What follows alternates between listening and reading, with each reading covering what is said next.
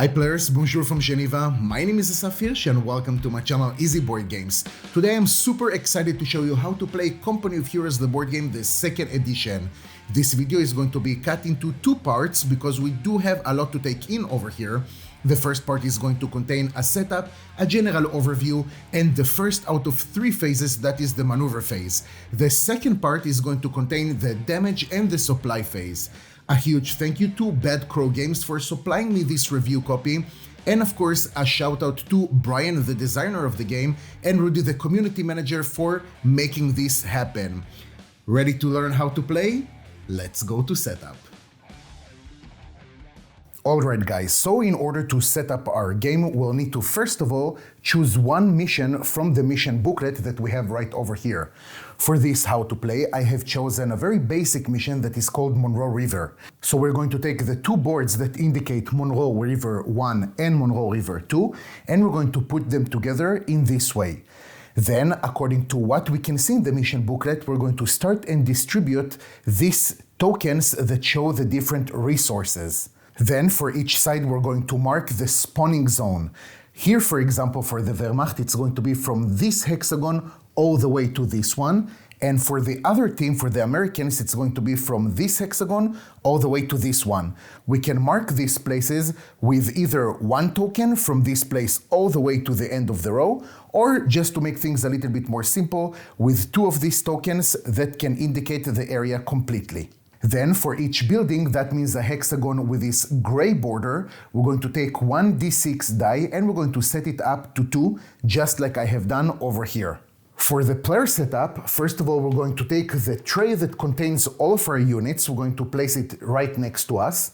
Then we're going to take one of these HQ boards and we're going to place a few things on it. As you can see, the HQ board is divided into different areas. The first one that we can see over here is the income that we have, and as a default we're going to put a white cube on number 1 for manpower, munition, fuel, and for the victory points we're going to place it on 0. The bottom part over here is the stockpiles that we have. That means how much of each resource do we have. And then by consulting again the mission booklet, we're going to set it up according to the right numbers. In Monroe River, each player is going to start with 4 manpower, 2 munition, 3 fuel, and of course 0 victory points. Then each player is going to take in their color the 15 command points and also the 3 building cards that they have. The first tier building we're going to put face up, the second and the third tier building we're going to place face down. Then we're going to take all the commander cards that we have, we're going to give them a good shuffle, and from them we're going to take randomly 3 cards that we're going to place next to our board, and the rest can go back to the box. Now each side is going to choose their starting units to spawn. So when we're taking the first tier building, we can see that we have infantry units, and those are the units with the green hearts. From those, we can choose 3 units in any kind of combination, and those will be our starting units. For the Wehrmacht, we're going to have 2 Grenadier units and 1 MG42 team that are going to be the starting units. To have those units, we're going to take one of these trays like we can see over here, and for each number that we have, we're going to place one of the units that we have over here.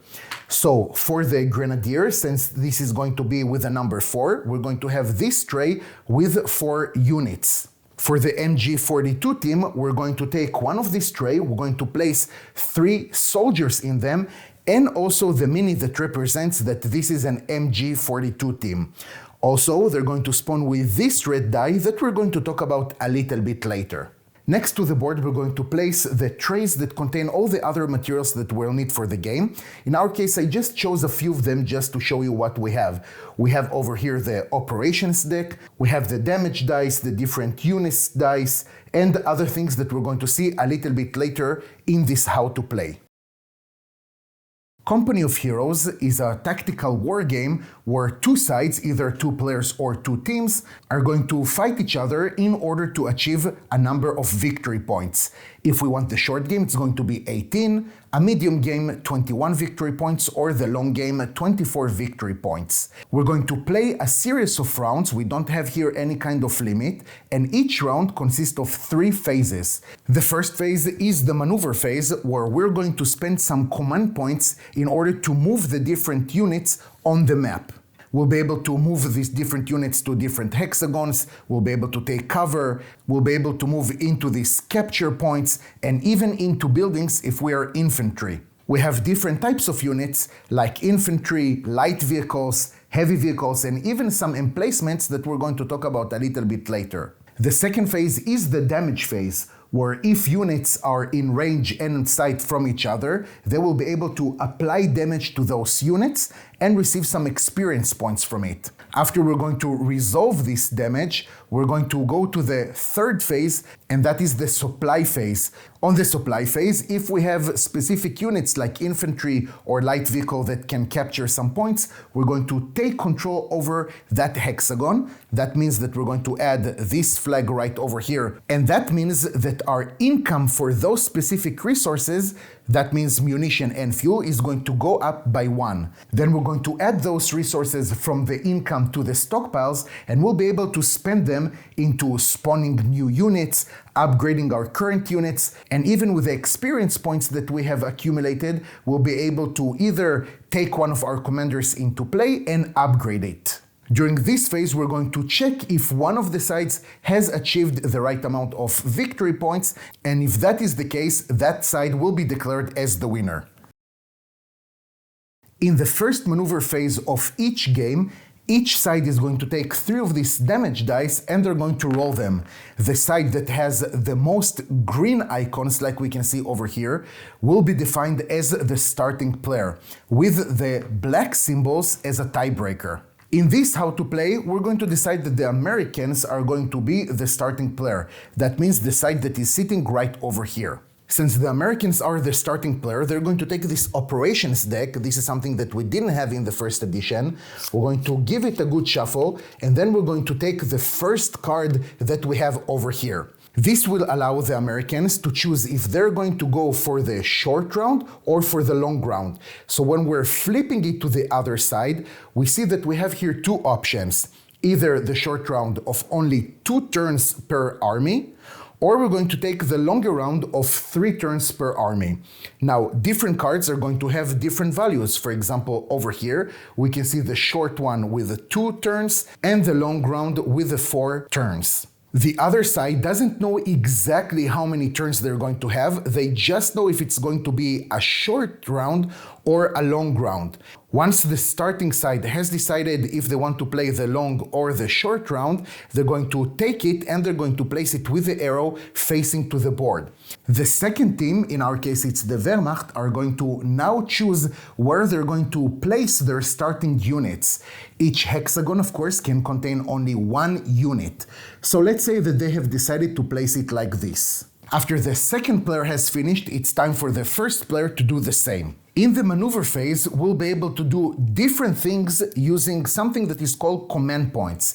In each maneuver turn, we're going to have 3 command points to assign however we would like. Pay attention that each unit is kept at 3 command points, but we can assign those 3 command points over multiple maneuver turns. For example, in the first maneuver turn, I can move with this unit 2 times with spending 2 command points, and then spend 1 command point in order to move this unit, and then in my next turn, when I have again 3 command points, I can spend 1 more to move this unit right over here. Now pay attention that this unit will not be able to do anything else in this maneuver round, since we have already spent 3 command points on this unit, but I can continue moving this unit 1 more hexagon over here, and if I want, even to move this unit over here. So while each unit again is capped by 3 command points, I can distribute these command points over different turns. Now, different units will be able to do different things with the command points, so let's go over the different units that we have and what they will be able to do. In general, all types of infantry can capture points, go into buildings, and even be transported on light vehicles, which is something that we're going to talk about a little bit later. Pay attention that units will not be able to go through water or through hexagons with this red line right over here. So while this unit will be able to move from here to here, they will not be able to move from here to here. At the same way, if we have a hexagon that is completely with a red border, no unit will be able to move into it. Now we have two types of infantry. The first one is a regular infantry, like the rifleman squad that we have right over here for the Americans. This rifleman squad will be able to move, of course, with spending command points, but also if they have the range sign next to them on the card, that means that they will be able to build battlefield defenses. For each command point that they're going to spend, they will be able to build one battlefield defense as we have over here. We have either sandbags, tank trap, or barbed wire. So let's take a moment and understand what do those mean. Barbed wire is something that prevents from infantry to go into a hexagon. Obviously, a unit that has placed over here a barbed wire will be able to move out from this hexagon, but they will not be able to come back here again. On the other side, barbed wire does not affect light vehicles. Light vehicles are units with a yellow heart. So if later we're going to spend one command point to move over here with a light vehicle, there is absolutely no problem with that. If a heavy vehicle, that means a unit with this red heart, is going to move into barbed wire, the barbed wire is going to be completely destroyed and removed from the board back to the main supply. The second battlefield defense that we have is the tank trap. This is something that is going to prevent from any kind of vehicle, either a heavy vehicle or a light vehicle, to go inside of this hexagon. The third and final battlefield defense that we have is sandbags. These sandbags are going to provide some sort of defense that we're going to talk about a little bit later, only to infantry units. Another difference that we have with the sandbags is while barbed wire and tank traps affect the entire hexagon, sandbags are only going to affect two sides of a hexagon. That means that if this unit has spent one command point to build sandbags right over here, they're going to receive that cover only from this side and from this one. They're not going to receive it for the entire hexagon. But of course, if they're situated in a different hexagon like this, that is going to supply for them a natural cover already, if they're going to build these sandbags over here, they will be protected from anywhere besides this side right over here. Now it's important to understand that some units have more than one wrench. If this unit would have had two wrenches, for example, then for one command point they would be able to build two battlefield defenses. The other type of infantry that we have are weapon teams, and we have three types of those. Those are the heavy machine guns, like the MG42 team that we can see right over here with the Wehrmacht. We have mortar teams, and we have anti-tank gun. All the weapon teams, when we're spawning them, are going to be spawned with this die and this sign that is supposed to be faced up. That means that this unit is ready to move and they're not set up yet. They're not deployed in a certain hexagon on the battlefield. So there is no problem to move them, even to go into buildings, to be transported on a light vehicle, etc. All the units need to spend one command point in order to set up. That means to take this die and move it from this icon to the V icon that we have right over here. When you're doing it, you need to choose one direction that they're going to face, and that is going to affect their firing arc. Now, the firing arc, that is again mutual to all the units that we have in this game, is always going to start from one hexagon in front of that unit. Again, it depends on the direction that we went to, and it's going to split to the hexagon to the left and to the right. And of course, everything that is in between and is in the range of that unit. In general, all units, unless stated differently, have the line of sight of 2. That means that they will be able to see unit if it is in distance of 1 or 2 from them. If it's going to be 3 hexes away from them, unless again stated differently, they will not be able to see them, and as a consequence of that, they will not be able to shoot at them. Now let's go a little bit to the differences between the units, and we're going to start already with the mortar team right over here. Now, as you can see on their card, we're going to have the distance that they will be able to shoot at. In our case, we're going to count the number of these targets that we have, 1, 2, 3, 4, 5, and that is the maximum range that they will be able to shoot at. Also, we'll be able to see the type of damage that they're going to do, the different upgrades, but we're going to talk about it a little bit later. For the Mortar team, if we're talking about the firing arc, we're going to start from here, and then we're going to go 2, 3, 4, 5, 2, 3, 4, 5, and everything that is in between is in their firing arc. Pay attention that since we have the first target that is a little bit lighter in color than the others, that means that they will not be able to shoot in the first hexagon in front of them. Now moving on to the MG42 unit, again we're going to choose for one command point to which direction they're going to set up. So in our case, it's going to be this direction. And again, we're going to start calculating the fire arc starting from the first hexagon. In our case, it's going to be 1, 2, and 3, and 1, 2, and 3, and I'm counting 3 because that is the range of that unit. So for the MG42, unlike the mortars, they will be able to start shooting from this hexagon right over here.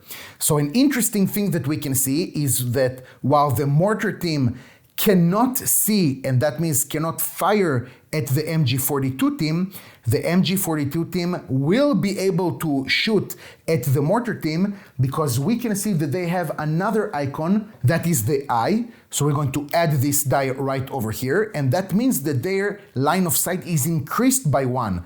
So 1, 2, and 3, they can see them, and because they're at range, they will be able to shoot at them.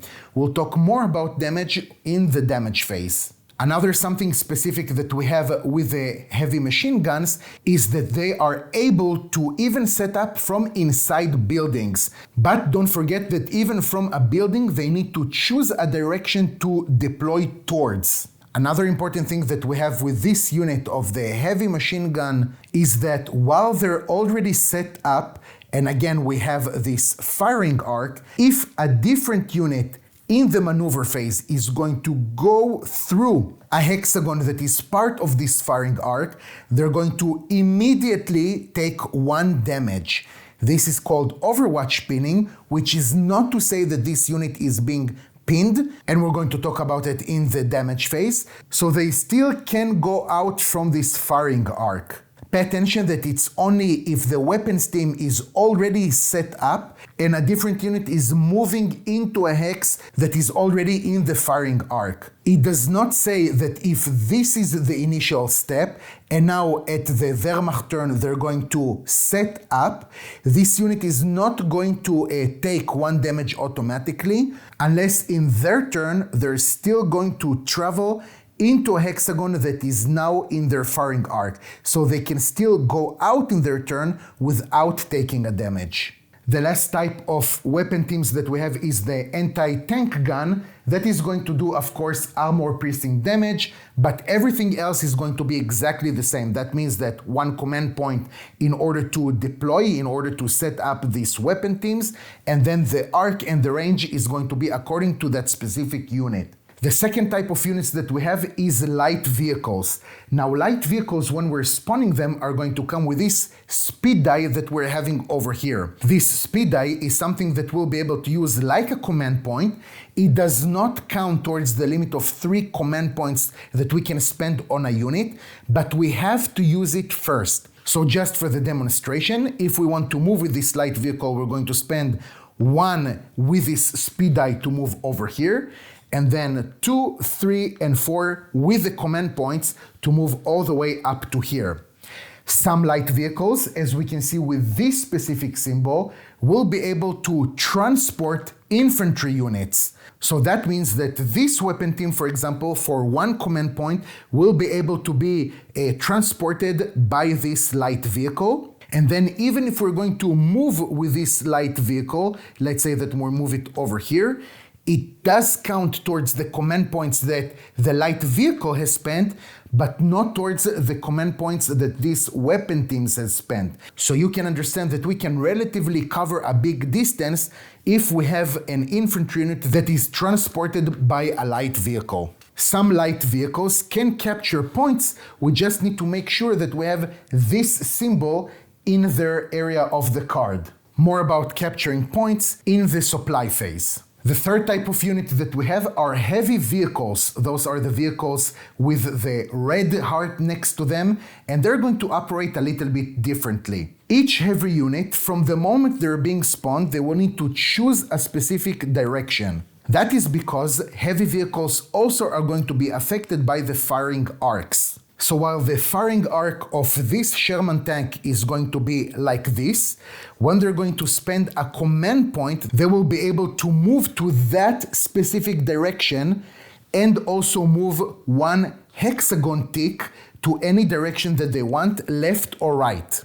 So if, for example, they would like to move over here and to face this direction, they will spend one command point to move over here, another one to move over here, and to move one tick to the right, and then spend the last command point to move over here.